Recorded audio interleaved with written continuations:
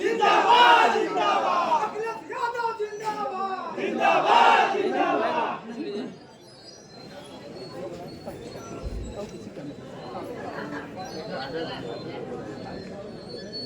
मंच पर उपस्थित सुहेल देव स्वाभिमान पार्टी के हमारे राष्ट्रीय अध्यक्ष महेंद्र राजभर जी, इनके बड़ी संख्या में हमारे सहयोगी साथी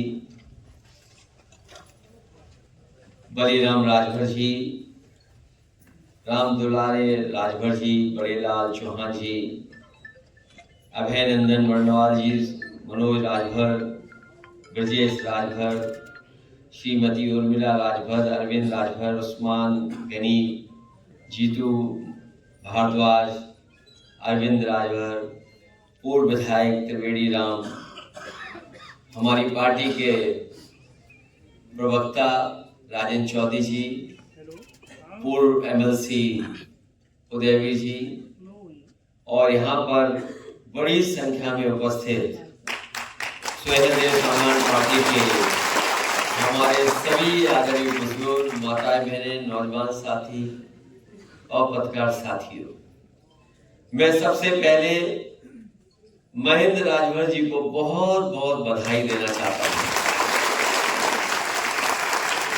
उनके साथ साथ उनके जितने भी सहयोगी साथी हैं, पदाधिकारी हैं और उत्तर प्रदेश के दूर दूर जिलों से चल कर के आए हैं, यहाँ पर जितने भी साथी बैठे हैं, मैं उन सब का आभारी हूं कि आप लोगों ने दूर दूर से चल कर के आकर के इस कार्यक्रम को सफल बनाने का काम किया।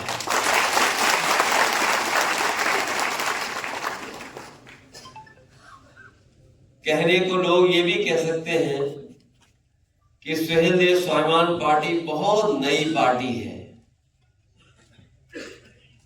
ये बात लोग चर्चा भी कर सकते हैं। हमारे आप लोगों से जो सहमत लोग नहीं हैं, वो ये कभी कभी तो कहेंगे ही, और इस कार्यक्रम को देख करके कहेंगे कि सुहेल देव स्वाभिमान पार्टी कोई नई पार्टी नहीं है, नई पार्टी है, कोई पुरानी पार्टी नहीं है। लेकिन मैं उन साथियों को कहना चाहता हूं, संघर्ष से निकले हुए महेंद्र राजभर की ये पार्टी है, उनके साथियों की पार्टी है।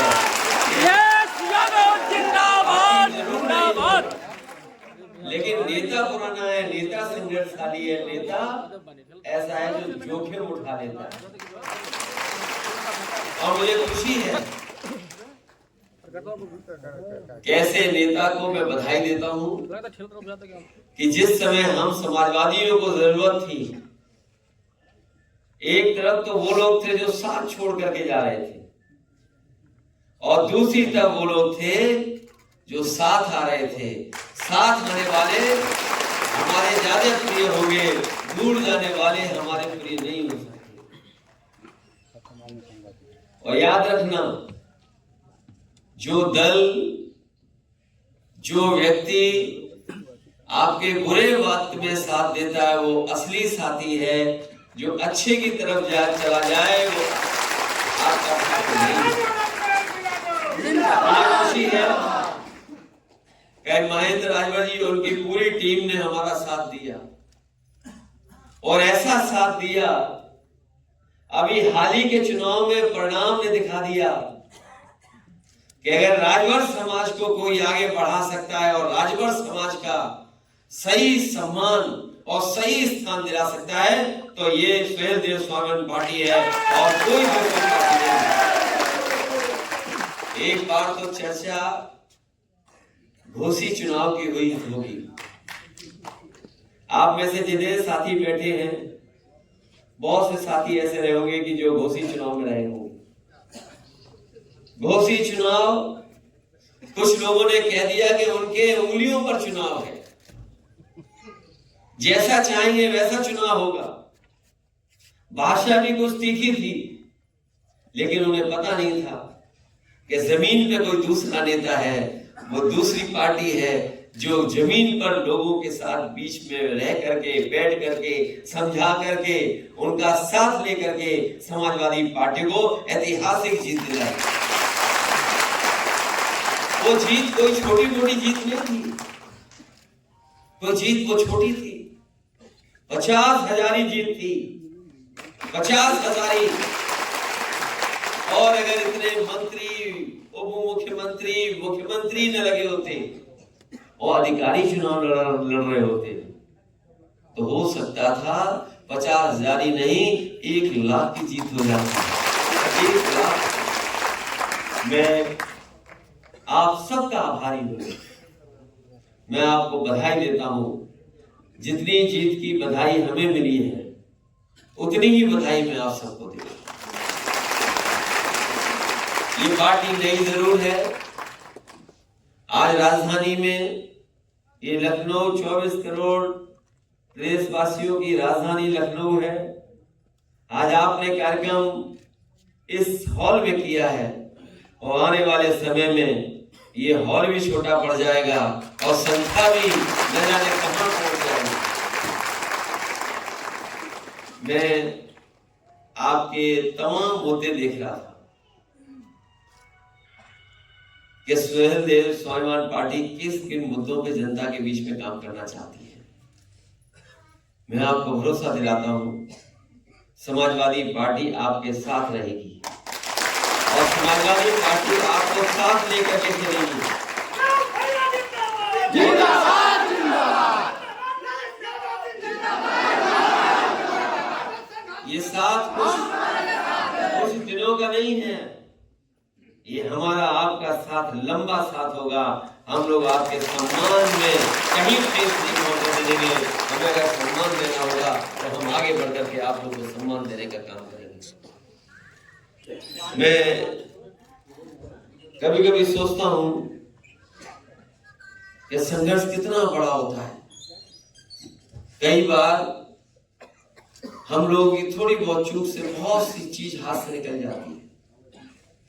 पिछला चुनाव जो हम लोगों ने लड़ा, सही मायने में अगर हम लोगों ने संगठन और जमीन तक काम किया होता तो आज भारतीय जनता पार्टी की सरकार नहीं होती, समाजवादियों की सरकार होती। इसलिए किसी भी पार्टी को और किसी भी संगठन को आगे बढ़ाने के लिए सबसे बड़ी जिम्मेदारी यही है कि हमें बूथ स्तर, गांव स्तर के कार्यकर्ताओं को मजबूत करना पड़ेगा और समय समय पर उन कार्यकर्ताओं का ध्यान रखते हुए उन कार्यकर्ताओं का भी सम्मान करना पड़ेगा। जो पार्टी अपने बूथ स्तर के कार्यकर्ता का सम्मान करेगी उस पार्टी का कोई मुकाबला नहीं कर सकता है। वो एक न एक दिन वो मजबूती से पार्टी खड़ी दिखाई देगी।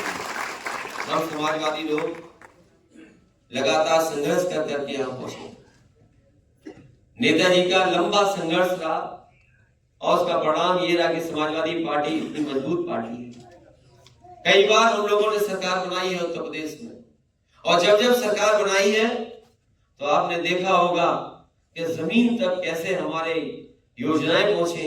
जो गांव गरीब हैं लोग, उनको खुशहाली के रास्ते से कैसे जोड़े।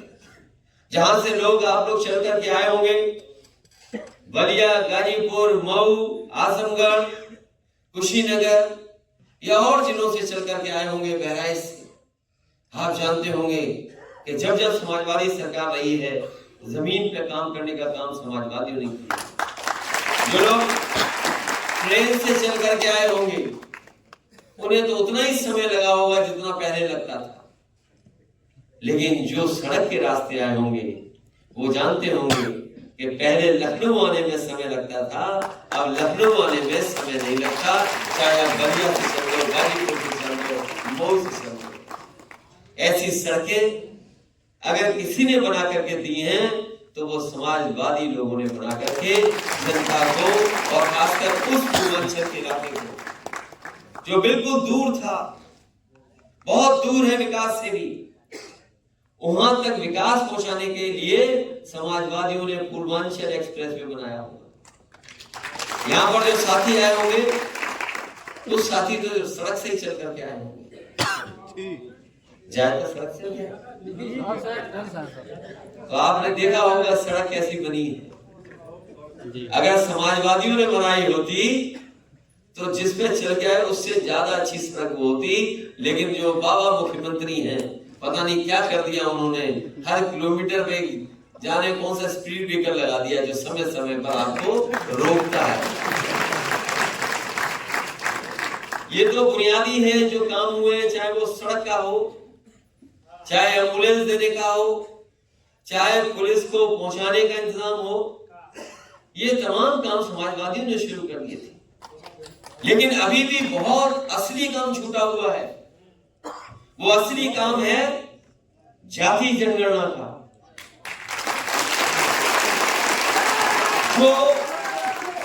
जो काम आजादी के बाद हो जाना चाहिए था, वो काम नहीं हुआ। बहुत से साथी जानते होंगे कि अंग्रेजों ने भी एक जमाने में जाति जनगणना कराई थी, लेकिन कुछ कारणों से उस समय जाति जनगणना आगे नहीं हो पाई। उसके बाद भारत देश आजाद हो गया और आजादी के बाद जब कांग्रेस पार्टी सरकार में आई तो जो जाति जनगणना व्यवस्था थी उसको रोकने का काम किया। और पिछली बार जब कांग्रेस पार्टी की सरकार थी तो वही नेताजी से लेकर के तमाम समाजवादी नेताओं ने उस समय सरकार में जो लोग थे उनसे कहा कि जाति जनगणना करना चाहिए। उन्होंने आश्वासन तो दिया लेकिन कभी जाति जनगणना नहीं हो पाई। इधर बिहार ने हम लोगों को एक नई ऊर्जा दी है, नई रोशनी दी है, नया रास्ता दिखाया है कि जब बिहार ने जाति जनगणना कर दी तो न केवल बिहार के बाहर उत्तर प्रदेश बल्कि और प्रदेशों में इस बात की चर्चा होना शुरू हो गई कि जाति जनगणना होनी चाहिए। इसलिए साथियों, हमारे राजभर समाज के लोगों, आबादी में तो बहुत हो, आबादी में संख्या कई लोगों के बराबर है, लेकिन अभी आपको वो हक सम्मान नहीं मिल पाया जो हक सम्मान दूसरे लोगों को मिल गया है। इसलिए हम समाजवादी लोग आपको भरोसा दिलाते हैं कि जब भी हम लोग सरकार में आएंगे हम लोग जाति जनगणना करा करके आपको आबादी के हिसाब से हक और सम्मान दिलाने का काम करेंगे। मुझे याद है सदन में बीजेपी के लोगों से जब हम लोगों ने सवाल खड़ा किया कि जाति जनगणना होनी चाहिए, आबादी के हिसाब से हक और सम्मान मिलना चाहिए, तो याद होगा मुख्यमंत्री जी क्या आरोप लगा रहे थे हम लोगों पर कि 46 में 56 यादव नौकरी पा गए हैं। हमने उनसे पूछा कि ये 46 में 56 कैसे पा सकते हैं? अगर 46 में 56 पा गए होंगे तो कम से कम सूची तो जारी करो। लेकिन आज भी सरकार ने हम लोगों को सूची नहीं दी, और सूची इसलिए नहीं दी क्योंकि उनके पास सूची है ही नहीं। झूठा प्रचार किया, हमारे पिछड़े जाति के भाइयों को हमारे खिलाफ भड़काने का काम किया। हमारे पिछड़ी जाति के जो नौजवान हैं उनको भर करके हमारे खिलाफ गुस्सा पैदा किया उन्होंने। इसलिए साथियों, हम आपसे आज आश्वासन देते हैं कि आपके हक और आपके सम्मान को कोई किसी को छीनने नहीं देंगे, न कोई छीन पाएगा, और समाजवादी लोग होंगे तो आपको सम्मान दिलाने का काम है। कभी कभी हम सोचते हैं कि गरीब लोग क्या चाहते हैं वो कभी कभी मांगते भी नहीं है। मुझे याद है जब मैं सरकार में था, एक बेटी कुशीनगर से आई थी, वो विकलांग थी और जनता दरबार में वो बैठी थी। आखिरी दिन था, उसके बाद चुनाव अनाउंस होना था। मैंने उस बेटी से पूछा कि आपको क्या चाहिए? उस बेटी ने बताया नहीं, बोली कि केवल हमारी मदद कर दो। मैंने फिर पूछा कि तुम क्या मदद चाहती हो, मुझे बताओ। और बहुत से हमारे साथ अधिकारी थे, बहुत से सरकार के लोग हमारे साथ थे। सोचिए, कल्पना करोगे क्या मांगा उसने? उस विकलांग बेटी ने कहा कि केवल हमें 20,000 रुपए की मदद करवा दीजिए बस। तो मैं सोचने लगा, सोचिए आप, एक गरीब विकलांग कहां कुशीनगर से चल करके आई और मुख्यमंत्री से क्या मांग रही है? केवल 20,000। मैंने उसी समय सरकार के अधिकारियों से कहा, इसने 20,000 जरूर मांगे लेकिन इसको 50,000 रुपए सरकार से देने का काम है। ये बात मैं इसलिए बता रहा हूं कि कभी कभी गरीब जानता ही नहीं कि मांगना क्या है। गरीब कभी कभी समझ ही नहीं पाता है कि चाहिए क्या है उसको। इसलिए सुहेलदेव पार्टी के लोगों, हमारे स्वाभिमान पार्टी के लोगों, आपको अगर अपना अधिकार मांगना है तो अधिकार तभी मिलेगा जब हम लोग जाति गणना कराएंगे। और जाति गणना के साथ साथ जब कोई भी दल आपको राजनीतिक बराबरी देगा तभी जाकर के आपको कुछ मिलेगा। मैं आपको भरोसा दिलाता हूं, दूसरे दलों ने हमें बहुत घुमाया, बहुत चक्कर कटवाया, लेकिन ये हमारे साथी सीधे साधे हैं। हम इनको राजनीति में भी अपने साथ ला करके इनको राजनीतिक सम्मान देने का भी काम करेंगे। इसलिए जरूरी ये है कि आप लोग अपना संगठन जरूर बना लें। असली ताकत संगठन होती है। अगर संगठन होगा तो बड़ी से बड़ी ताकतों का हम लोग मुकाबला कर लेंगे, और अगर संगठन नहीं होगा तो हम लोग बड़ी से बड़ी ताकत के सामने टिक नहीं पाएंगे। इसलिए जरूरी ये है कि हमें और आपको मिलकर के अपना संगठन और बूथ और गांव स्तर तक अपनी पार्टी को पहुंचा देना। एक दल और है जो कभी कभी अंग्रेजी में बोलते हैं ना, खाली स्थान भरो, फिल इन द ब्लैंक्स। आप टीवी देखते होंगे या यूट्यूब देखते होंगे तो अचानक से एक ऐड आ जाता है, और ऐड को जब तक हटाओगे नहीं तब तक चलता रहता है। तो कुछ राजनीति में ऐसे लोग हैं जो केवल जगह भरने के लिए है, उनका कोई काम नहीं है। इसलिए उनसे बहुत सावधान रहना आप लोग। कभी कभी आपने देखा होगा हमारे टीवी वाले लोग भी बहुत इंटरव्यू लेने जाते हैं उनका। टीवी वाले तुरंत पहुंच जाते हैं, क्योंकि सरकार ये चाहती है कि जो बुनियादी सवाल है उन पे बहस ना हो। जैसे सीरियल में चलते चलते ऐड आ जाता है, और ऐड आप हटाना चाहते हो, ऐड नहीं हटा सकते आप। प्रचार हटाना चाहोगे, प्रचार नहीं हटा पाओगे। और प्रचार इसलिए नहीं हटा पाओगे क्योंकि उसके लिए कुछ भुगतान सरकार करती है। तो सरकार ये भी करती है, चैनल को इस्तेमाल करती है और कुछ लोगों के जानबूझ करके इंटरव्यू कराती है कि जिससे बुनियादी सवालों पर बहस ना हो, महंगाई पर बहस ना हो, बेरोजगारी पे बहस ना हो, शिक्षा पर बहस नहीं हो। क्या आप कल्पना कर सकते हो कि आज हमारे गरीब पढ़ नहीं पा रहे और यही सरकार चलती रही तो याद रखना ये जो सरकारी व्यवस्था है पूरी की पूरी ठप हो जाएगी। हम और आप लोग तो जैसे तैसे पढ़ लिए होंगे, लेकिन आने वाली पीढ़ी नहीं पढ़ पाएगी, और अगर आगे वाली पीढ़ी नहीं पढ़ पाएगी तो सोच लो हमारा समाज और हमारे आपके बीच में जो लोग हैं वो किस दिशा में जाएंगे। इसलिए कहीं ना कहीं हमें ऐसी ताकतों से भी सावधान रहना पड़ेगा जो बड़ी ताकतों के लिए काम करते हैं और उनके लिए इस्तेमाल होकर के आप और हमको समय समय पर गुमराह करने का काम करते हैं। वो ताकतें ऐसी हैं, उन्हें लखनऊ और बड़ी जगहों के सब कोने पता लग गए हैं, सब रास्ते भी पता लग गए कि किस रास्ते से आना है और किस रास्ते से जाना है। इसलिए हम आपके तमाम साथियों से कहना चाहते हैं कि आप लोग सावधानी रखिए और ऐसे लोगों से सावधान रहिए जो आपके समाज को धोखा दे रहे हैं और आपके समाज के नाम पर दूसरी पार्टियों से लाभ लेकर के केवल अपने स्वार्थ में काम कर रहे हैं। वो आपके लिए काम नहीं कर रहे हैं, वो अपने लिए काम कर रहे हैं, अपने स्वार्थ के लिए काम कर रहे हैं। और मुझे पूरा भरोसा है कि ये जो नई पार्टी बनी है महेंद्र राजभर के नेतृत्व में, ये आप लोगों के लिए काम करेगा, आपके समाज के लिए काम करेगा, और कहीं भी जरूरत पड़ेगी तो समाज को आगे बढ़ाने का काम करेगा। जहां तक महंगाई, आप सब जानते हैं महंगाई कहां पहुंच गई है। डीजल पेट्रोल देखिए कहां पहुंच गया। बिजली का बिल आपको कितना देना पड़ रहा है।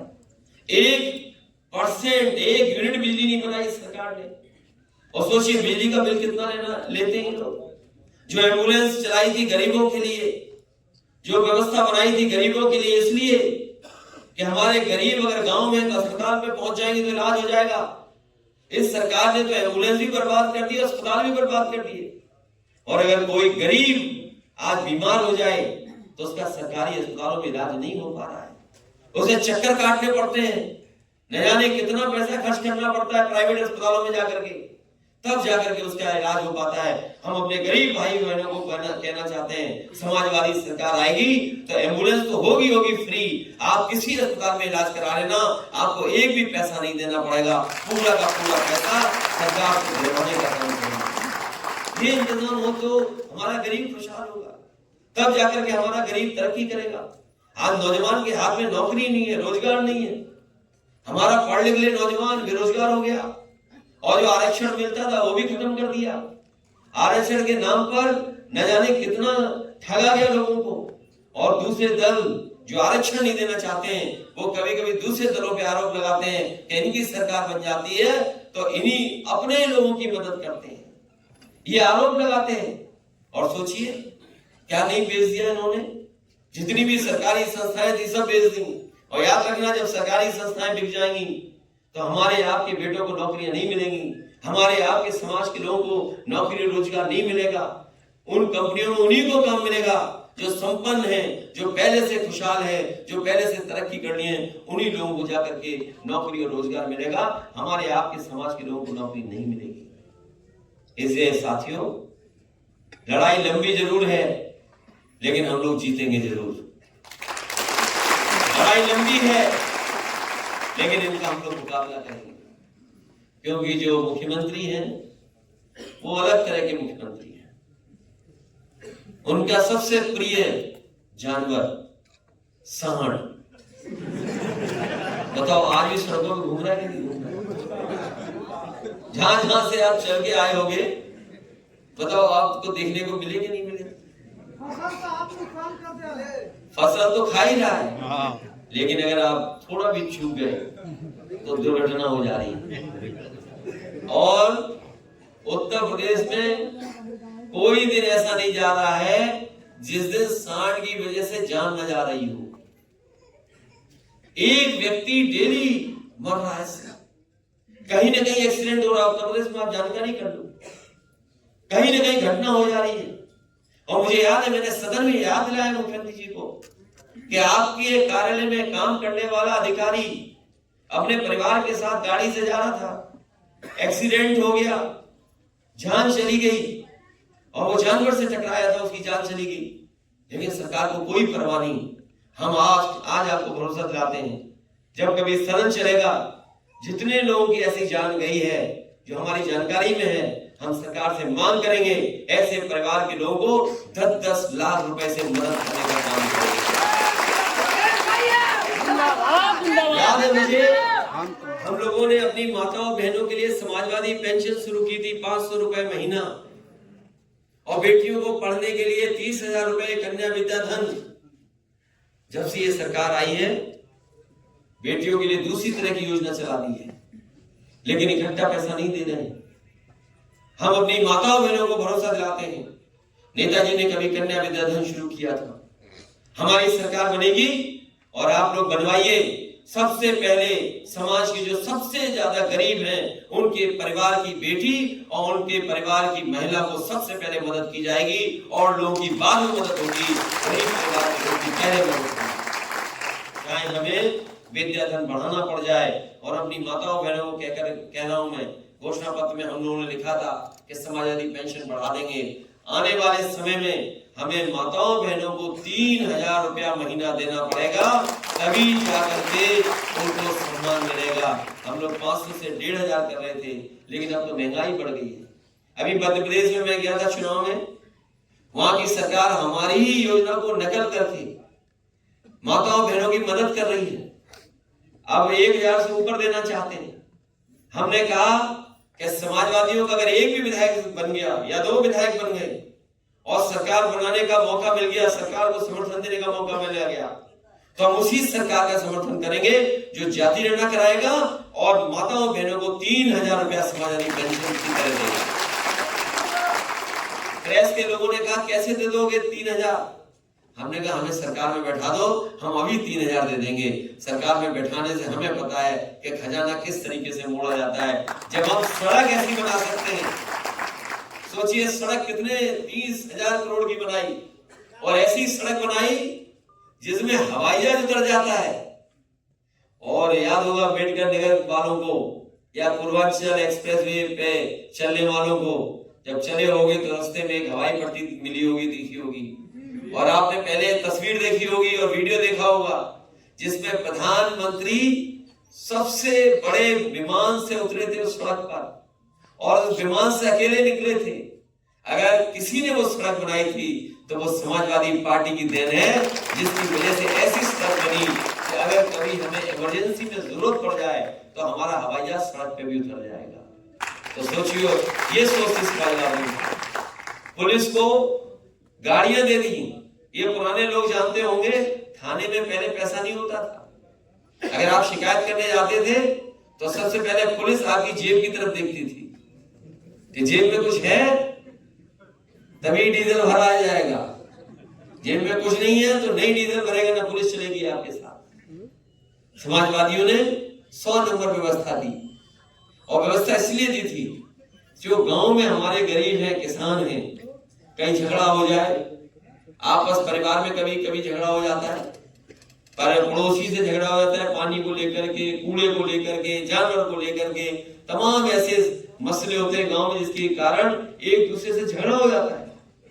थाने भागना पड़ता था, एक दूसरे की सिफारिश करके तब पुलिस सुनती थी। तो समाजवादियों ने व्यवस्था दी कि आप गांव में खड़े होकर के फोन मिलाइए और 15 मिनट तक होंगे जब पुलिस आपके पास पहुंच करके मदद करने का काम करेगी।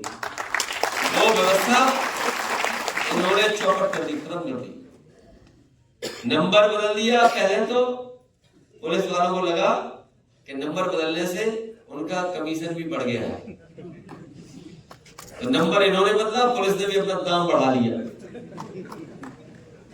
और व्यवस्था को पूरा तरीके से खत्म कर दिया। अभी मैं उन बेटियों से मिला था जिन बेटियों को वहां काम मिला हुआ था, सबसे पहले वही फोन उठाती थी, और उसमें हम लोगों ने बेटियों को और महिलाओं को इसलिए रखा था क्योंकि वो गुस्सा नहीं करती। कितना भी कोई दूसरी तरफ से फोन मिलाएगा तो महिलाएं और बेटियां कभी गाली नहीं देंगी, भाषा नहीं गलत इस्तेमाल करेंगी। इसलिए हम लोगों ने डायल एंडेड में महिलाओं और बेटियों को रखा, क्योंकि उनका इमोशन अलग होता है। वो आपसे नाराज नहीं होंगे अगर आप तकलीफ और परेशानी में हैं तो। और अगर पुरुष को रख देते तो अगर 2 बार आप कुछ दुख सुनाते तो उस तरह से आपको कुछ सुनने को मिल जाता। उन्हीं के साथ दिवाली मनाए इसलिए, और सोचिए आप, इसीलिए हम लोगों ने लड़कियों को रखा था, महिलाओं को रखा था, लेकिन इस सरकार ने उनकी भी नौकरी छीन ली। पता नहीं कहां से कंपनी लाए हैं, मुनाफा कमाने के लिए उस कंपनी को उन्होंने काम दे दिया। उन बेटियों के साथ मैंने दिवाली मनाई क्योंकि वो धरने पे बैठी थी।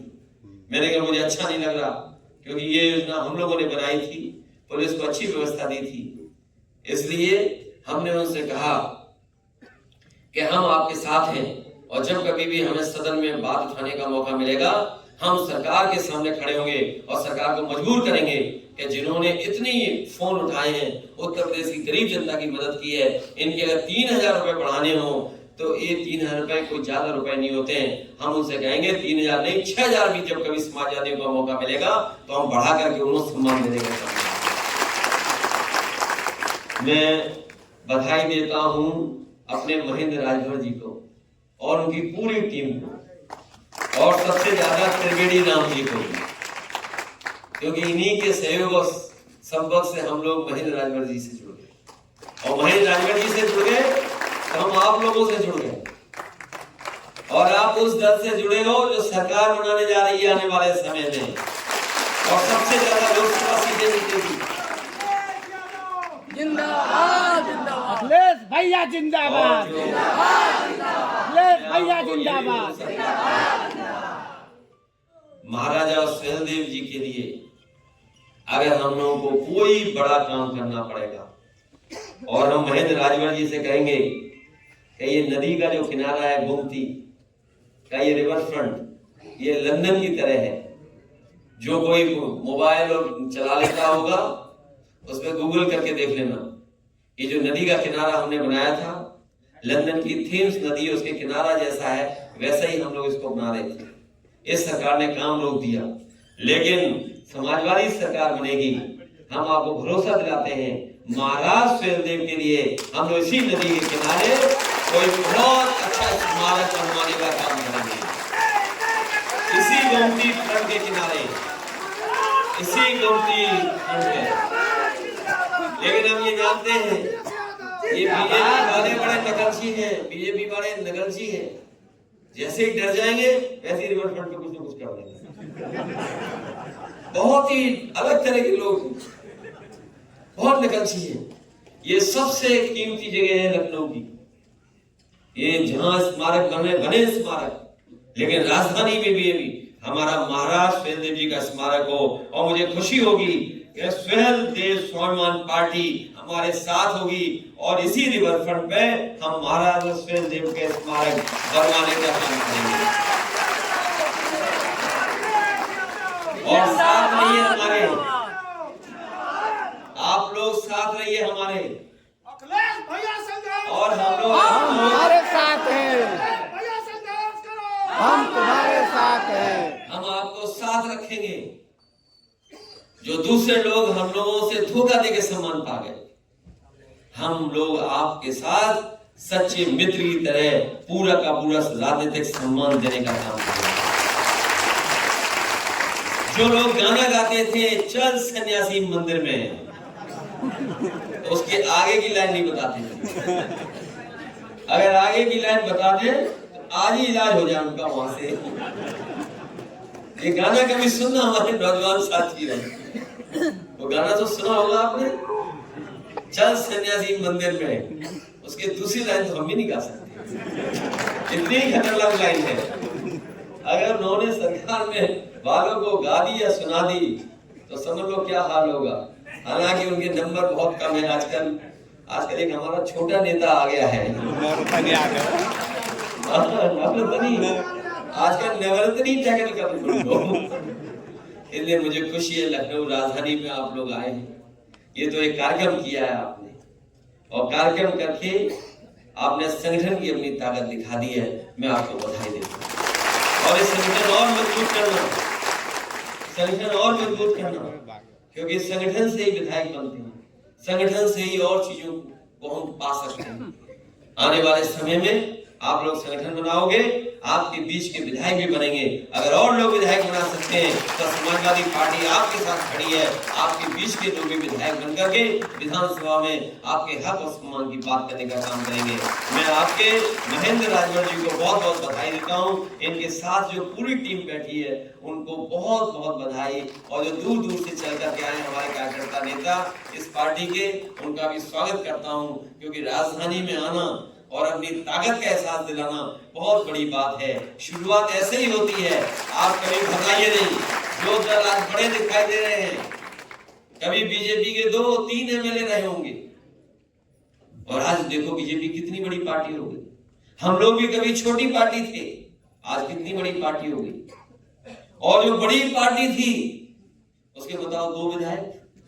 जो बहुत बड़ी पार्टी थी एक, जिसका चुनाव चिन्ह भी बहुत बड़ा है, उसके विधायक की। ये समझ लीजिए जनता कब बदल दे, क्या बदल दे, कोई पता नहीं। इसलिए आप काम करते रहना, संघर्ष करते रहना, और रास्ता साफ है राजनीति का। समाजवादियों का कोई मुकाबला नहीं कर सकता। आज भी जो काम उत्तर प्रदेश में दिखाई दे रहे हैं वो समाजवादियों के देन हैं। समाजवादी लोग ही दुख दर्द को गांव में समझते हैं। और जब आप जैसा दल, जो बिल्कुल जमीनी दल है, जमीन के लोगों का दल है, वो लोग साथ आ जाएंगे तो हम लोग और लड़ाई में कामयाब हो जाएंगे। मैं इन्हीं शब्दों के साथ आप सबको बहुत बहुत बधाई देता हूँ इस अच्छे कार्यक्रम के लिए। आप सबको धन्यवाद जो दूर दूर से चल करके आए हैं लखनऊ राजधानी में। मैं आप सबका स्वागत करता हूँ। बहुत बहुत बधाई, बहुत बहुत धन्यवाद आप सबका।